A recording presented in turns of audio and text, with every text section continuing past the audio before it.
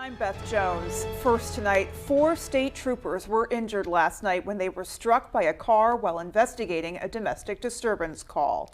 Could a shorter week be coming to your children's school? Well, some schools across the country are already trying it out. Fox's John Saucier reports on the pros and cons behind the idea. Good evening and thank you for joining us. I'm Beth Jones. First tonight, a Waterville man accused of murdering his girlfriend and mother of their twin daughters appeared in court Friday. The defense continues to argue for key evidence to be dismissed. Our A.J. Douglas has more on what factors led the defense to make that request. Well, switching gears now, a major airline upgrades its ability to help passengers with onboard medical emergencies. Delta Airlines says it's going to add new technologies and processes to aid passengers in medical distress. First tonight, after rumors surface of an alleged paramilitary group forming in Maine with a self-professed Nazi at the helm, State Senator Joe Baldacci and other lawmakers are now searching for ways to address it. Welcome back, everybody. Well, ahead of the election, we reached out and talked to Maine's 2 primary political parties about the challenging political landscape, what their priorities are for the state, and how Maine can set the standard for bipartisanship for the rest of the country. Each party was given the same questions and was able to respond without interruption. We start our conversation with Maine Democratic Party Executive Director Bev Uhlenhake. So the last 5 years or so have been definitely some of the most tumultuous politically in modern history. How do you think your party has changed as a result?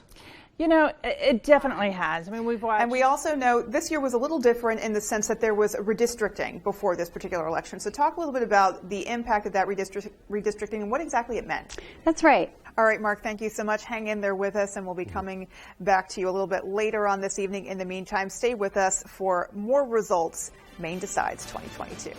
Though, I think the hot topic that everyone's been talking about is just how frigid it is outside. Did you do that on purpose? What? Hot topic, frigid temperatures. Oh, no, I didn't. But it's just your own natural way. Yeah, it is. Nicely yeah. played. Thank you. You're welcome. I'll take credit for it, though. You should. Yeah. You absolutely should. Beth, we'll start with you. What is your third favorite Thanksgiving Day dish? And it is important to set this against the backdrop of football because the two do go hand in hand. So I got to say, coming in at number 3 is the turkey. It's crucial. It's the centerpiece. It steers the meal. If the turkey doesn't go well, really not a whole lot does. Right. But caveat here, needs a little crispy skin and some gravy. Little gravy. So yeah. it sounds like to me the turkey is the quarterback. I mean, yeah. you don't have a good quarterback. Your offense, it's not going to work. You don't have a good turkey. Everything is skewed. Might not come by. Yeah. So that is the one. And okay. mom is miserable for the whole night. That is true too. All right. Fox 22. So when you were running across, were you thinking at all about how to react, or were you just going with it? You just gotta go with it, and you just gotta follow the crates one by one. Okay. And just lightly tap it, and then just go. That is some serious technique. I am going to keep that in mind if I try this next year. Okay. All right. Well, we are here with the grand champion of this year's Great Crate Race, Aiden Genthner. What was your final crate count again? I totally lost count. 6,188, I think. Oh my gosh. So definitely a new record for the race. It's a world record. How are you feeling right now? Awesome. Yeah? Really happy. Alrighty, this is a tent of deliciousness. We have some homemade shortbread cookies, awesome granola. We just had some samples. I'm shocked he has any samples left because I wanted to eat them all. Take a look at this. Divers took to the waters off Key Largo in Florida on Sunday to celebrate Halloween. More than a dozen divers submerged themselves with knives and pumpkins to compete in a little carving contest. Now the winner was Dan Eidsmoe from Chicago, who had some help in the competition from a plastic shark. That's a plastic shark, folks, not a real one.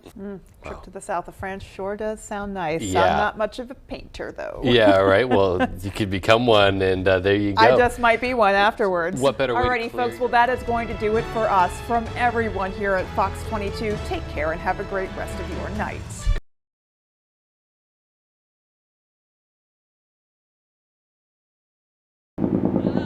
So we should be out fishing. And this just means so much. A calm and beautiful fall day like this would have been ideal to head out and haul traps. But Richard Larrabee Jr. is one of many Maine fishermen who instead gathered on the Stonington Fish Pier Sunday afternoon for a rally. He said he would have preferred to be out on the water, but felt compelled to stand up in solidarity with his fellow fishermen. If you're not here fighting for this, there might not be another day. Like many of his peers, he's worried the 90% reduction ordered by the National Marine Fisheries Service will destroy not just his livelihood, but also his ability to pass on Maine's fishing heritage. 90% reduction decimates this whole town. There's no boats, there's no reason to go fishing. Our children's futures, if my son wants to go fishing, he doesn't have that option. Others talk about the anxiety of it all, living day to day doing what they love, but always wondering if and when it will be taken away. In back of your mind each and every day, you're just wondering when that rulemaking is going to come down, who's fighting for us, who's fighting against us, and how much leverage do those that are fighting against us have? Folks here stress the importance of Maine lobster men and women staying unified in their fight against the proposed cuts to the industry, and they also said it's important that they now take this fight beyond the state of Maine. I think that there's just so many ways that social media, sending emails and making phone calls, will have a huge effect, because we have the power as fishermen to educate those people, and we need to do that.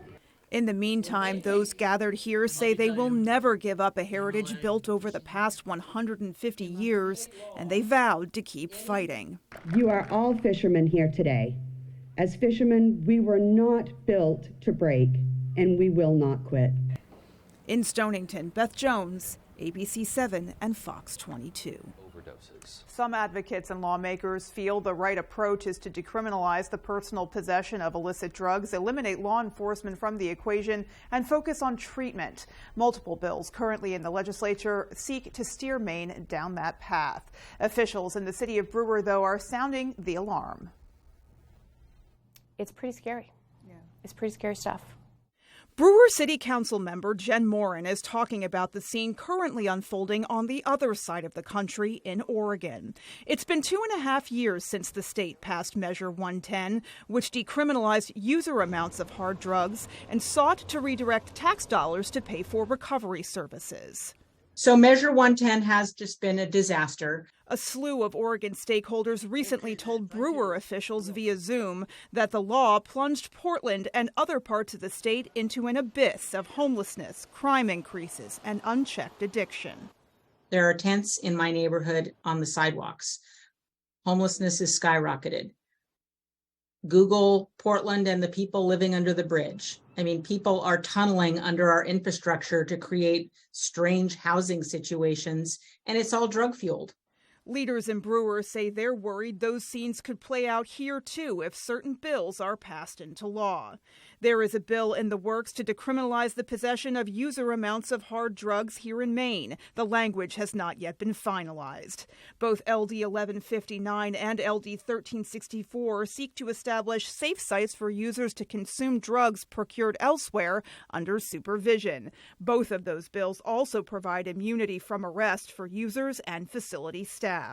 Brewer Public Safety Director Jason Moffett argues decriminalization and facilities like the ones proposed will trigger a downward spiral in the community. They were using in public parks, out in the open, things like that.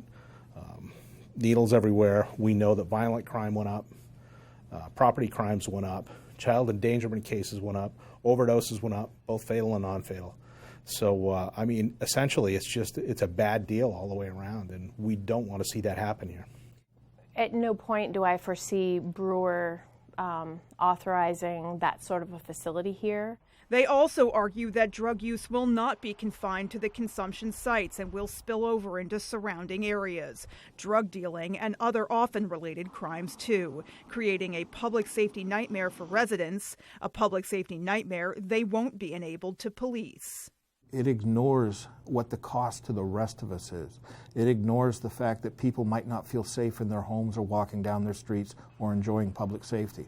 It means that for a vast majority of the population, the message is, just suck it up. And it can't be that. The city of Brewer has gone so far as to pass a resolution openly stating its opposition to decriminalization and harm reduction or safe consumption sites. Instead, leaders are pushing for what they call a multi-prong approach, treatment and drug enforcement, saving lives and getting drugs off the streets. We have to have balance to this. We have to have treatment. We have to have recovery sources. We have to have education. And as much as the proponents for decriminalization won't like to hear this, you need to have law enforcement in the criminal justice system. It is important to note that we have previously reported specifically on LD 1159 and LD 1364, including why proponents of those bills feel they are viable solutions. We will have those links in this story on our website, foxbangor.com. We will also be speaking next week with the author of the decriminalization bill currently being drafted about the reasoning behind it. We will bring you that conversation as well.